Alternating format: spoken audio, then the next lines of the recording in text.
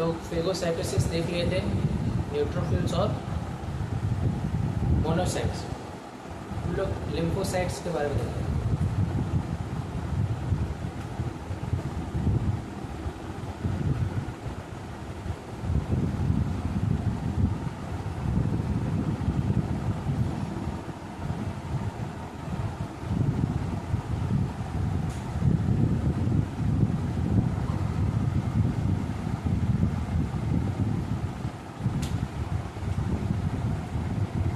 Lymphocytes again immune sensor, इसमें क्या B sales और टी सेल्स होता है। सेल्स जो टिश्यू में प्रेजेंट हो, लिम्फ में प्रेजेंट हो, ब्लड में प्रेजेंट हो, ठीक है। T cells, B cells. T cells जो है वो हम लोग को सेल मीडिएटेड इम्यूनिटी देता है। सब डिजीज में देखेंगे। अभी यहाँ शॉर्ट देख लेते हैं किसका क्या काम है, वहाँ इसका एक्शन देते हैं। टी सेल्स जो है वो सेल मीडिएटेड इम्यून रिस्पॉन्स देता है।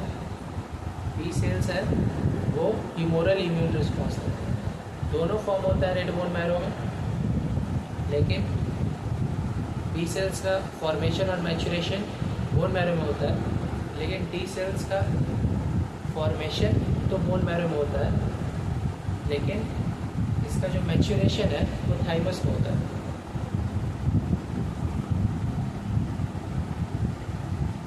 सेल्स जो है वो बैक्टीरिया, पैथोजन, एंटी को किल करने का काम करता है। टी सेल उसका हेल्प करता है। आगे इसका भी टाइप है T cytotoxic, T killer cells, T helper cells, TCR, PCR, वो हम लोग डिजीज होते हैं।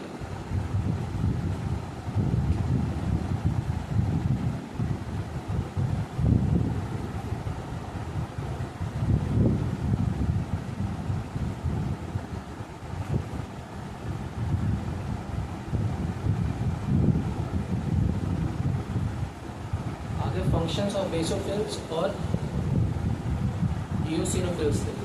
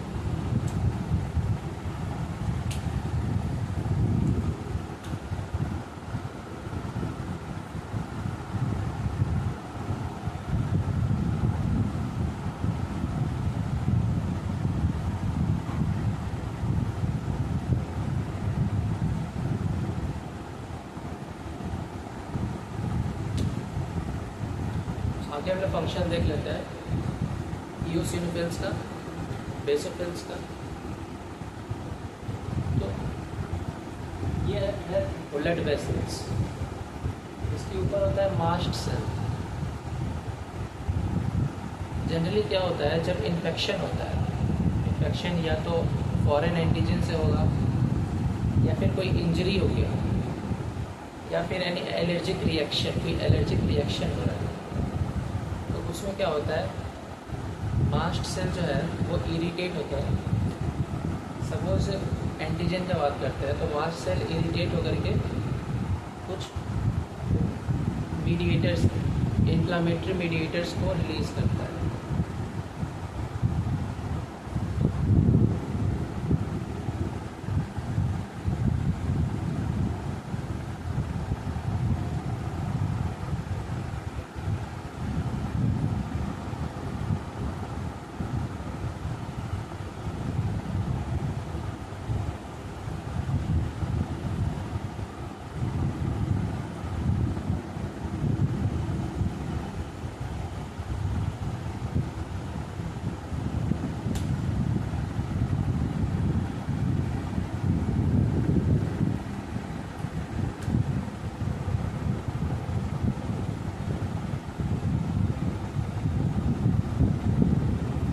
तो इस एंटीजन की वजह से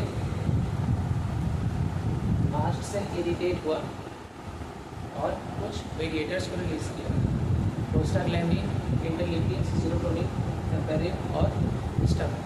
अब ये एंटीजन आया कहाँ से? तो स्किन बैरियर को क्रॉस करके आ सकता है, कोई ट्रॉमा में आ सकता है, एलर्जी में आ सकता है। सपोज ये एंटीजन यहाँ का है और इस एंटीजन जैसे ही आया मास्ट सेल को इरिटेट किया तो मास्ट सेल इंटरमीडिएट्स रिलीज करती है। अब इससे क्या होगा कि ब्लड सेल्स को पता चल जाएगा कि फॉरेन एंटीजन का अटैक हो चुका है। अब जैसे ही ब्लड सेल्स को पता चलेगा फॉरेन एंटीजन का अटैक हुआ है तो इसके आगे का प्रोसेस देखते हैं।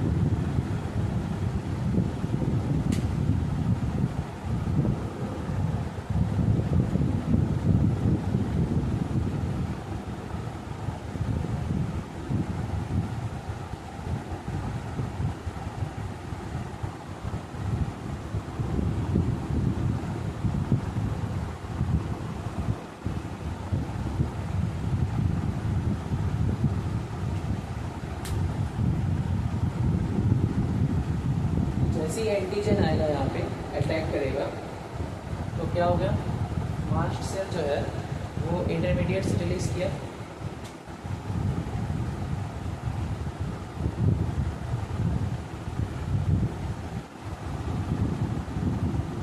और ये इंटरमीडिएट्स क्या करेगा, वेजोडाइलेशन करेगा।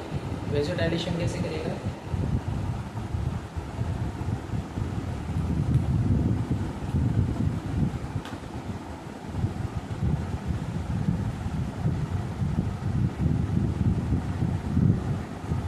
का जो स्मूथ मसल है इस तरह रिसेप्टर पे जाकर के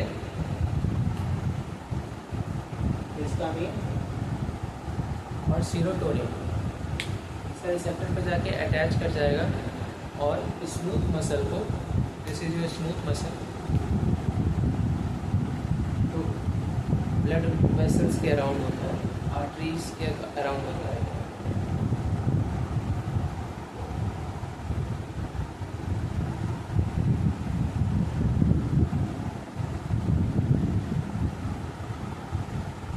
इसको रिलैक्स कर,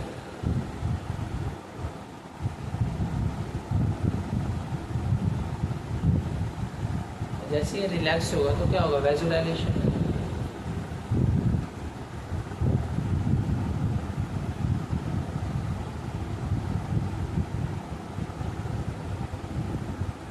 जैसे वेजोडाइलेशन होगा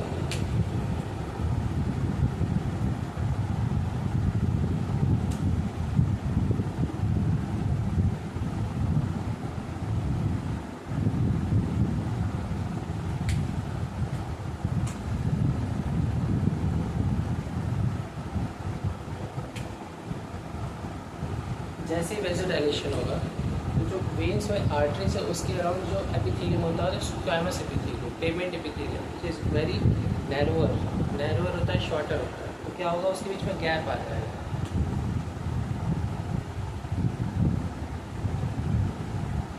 तो दिस इज योर एपिथेलियम, यहाँ पे गैप आ जाएगा। गैप आने से क्या होगा कि जितना इम्यूनोलॉजिकल कॉम्पिटेंट सेल है, दैट इज इओसिनोफिल्स और एनके सेल्स, मैक्रोफेजेस, मोनोसाइट्स, ये सब क्या होगा, यहाँ पे आएगा।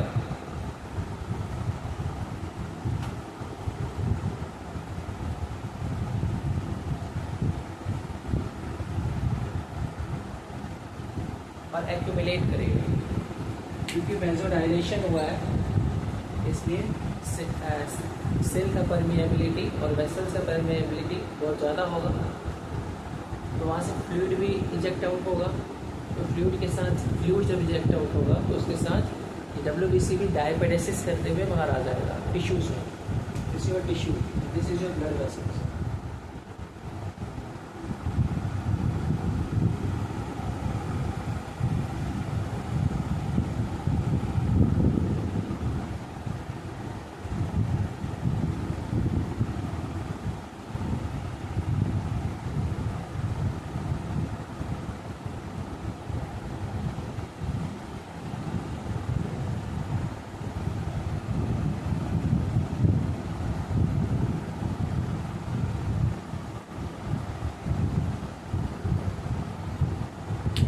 WBC है, ब्लड वेसल से डायपेडेसिस करते हुए बाहर आ गया, कुछ साथ में कुछ फ्लूइड भी लेके आ रहा है। और ये जनरली न्यूट्रोफिल्स होता है।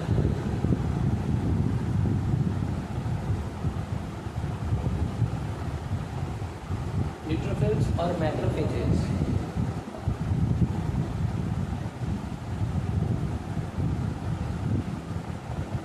मिलकर के क्या करेगा,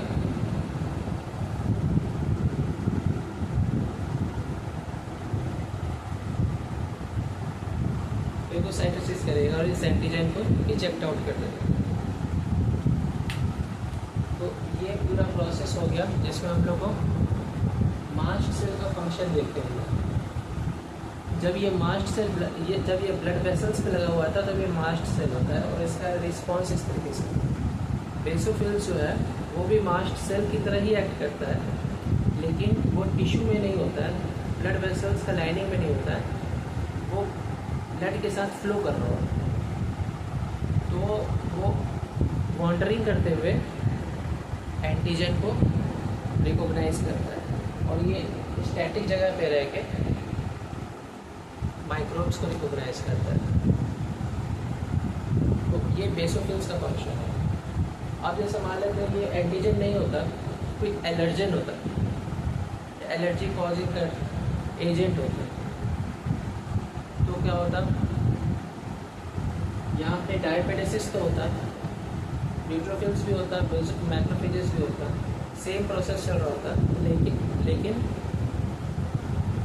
जब प्रोलॉन्ग्ड हो जाता है प्रोलॉन्ग कंडीशंस हो जाता है, तो उस समय eosinophils which is involving allergic reaction, जहाँ IgE एंटीबॉडी के साथ मिल करके जब भी इंटरल्यूकिन 5 और रिलीज होगा तो वहाँ पे इओसिनोफिल्स आएगा। और इओसिनोफिल्स क्या करेगा, जैसे मैक्रोफेजेस और न्यूट्रोफिल्स इसका फेगोसाइटोसिस किया, इओसिनोफिल्स वहाँ पे डाइकेटाइनिक प्रोटीन छोड़ेगा। डाइकेटाइनिक प्रोटीन क्या करेगा, डाइकेटाइनिक प्रोटीन इसका जो सेल वॉल है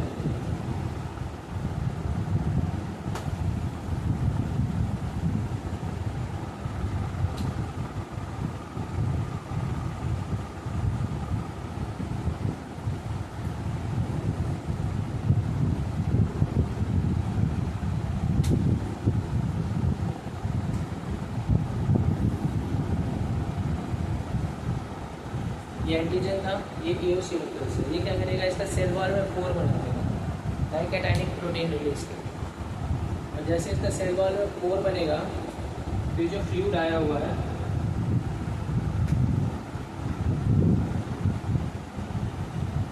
ये फ्लूइड इसके अंदर एंटर कर जाएगा, या जो भी एक्स्ट्रा सेलुलर फ्लूइड है वो इसके अंदर एंटर कर जाएगा और एंटीजन को डिस्ट्रॉय कर देगा। ये इओसिनोफिल्स का फंक्शन हो गया। बेसोफिल्स का फंक्शन और देख लिया, same as mast cell, neutrophils और बाकी सब ल्यूकोसाइट का फंक्शन भी हमने देख चुके हैं। That is all about leukocytes.